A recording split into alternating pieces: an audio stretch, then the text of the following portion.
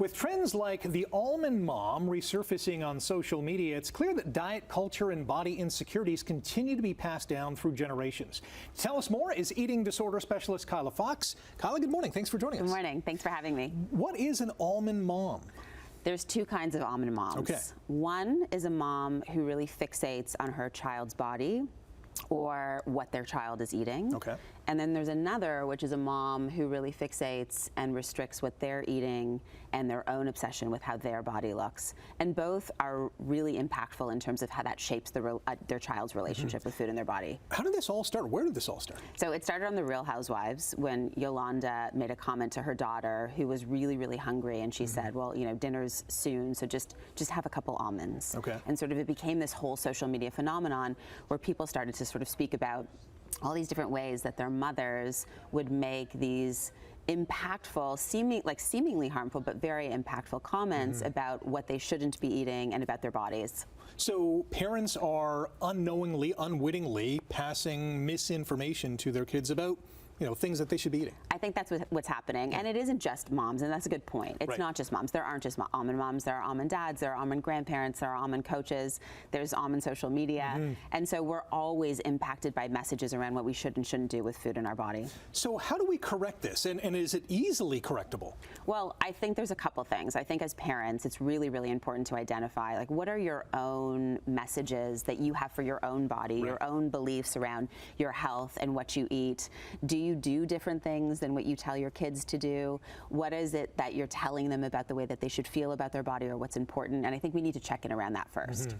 How long would that correction take? Because, you know, for years we've been, at least in my case, growing up being told, you know, this is healthy, eat this, do this and that.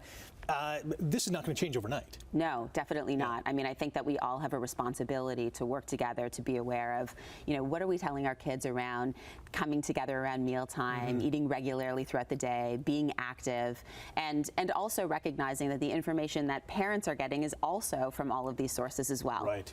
So if there is a concern about weight, diet, etc., what's the best way to approach it? From mom to son or father to daughter or anywhere in the family dynamic?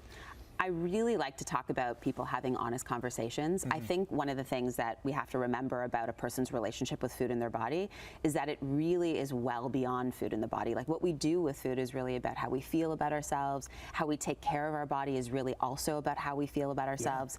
So if we can start to have honest conversations with our kids about how they're doing emotionally, how they're doing at school, how they're doing with their peers, how they're feeling about themselves, that's a really, really safe start to then being able to join with them around mealtime and engage normally around food. Yeah, and that happens at the dinner table. Eating as a family is hugely important. Yeah, I mean, we were talking about this, just how important it is to come together as a family. I mean, recognizing everyone's lives are really, really busy, but if it can work, when you come together as a family around mealtime, and you all eat the same meal, you start to realize that family connection is so much more powerful, and food is sort of, you know, it's the thing that we're all joining around, but it's really about honest conversations, feeling that love and support, talking about your day, and realizing that, you know, food is a part of life, and life is a really important part of food.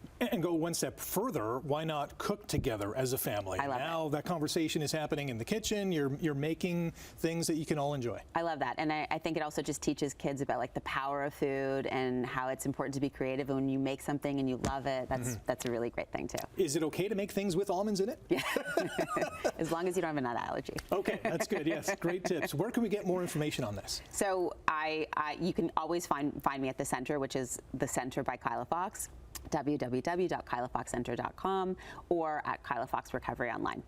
All right, you can have the conversation there, and certainly check out the links on our website as well, chch.com/morninglive. Great research online, and thanks for joining us today. Thanks for having me. Good morning.